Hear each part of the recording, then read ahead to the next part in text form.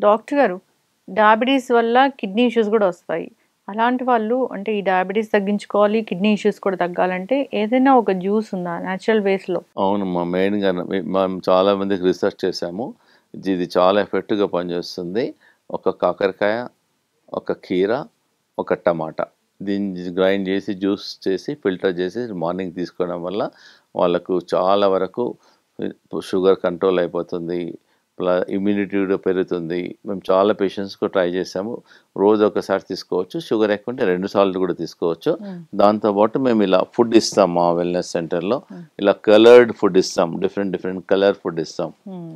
So, లంచ్‌లో ప్రతి diabetic patients నా సలహా ఏందంటే ఎక్కువ 60% వెజిటబుల్స్ ఉండాలి. మా దగ్గర ప్లేట్ 1, ప్లేట్ 2 అని ఇస్తాం.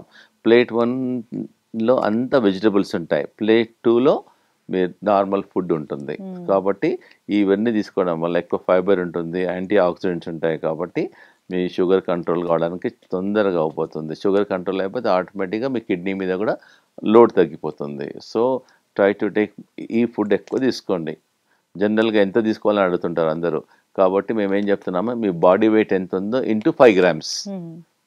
లేదంటే 4 గ్రామ్స్. హ్మ్.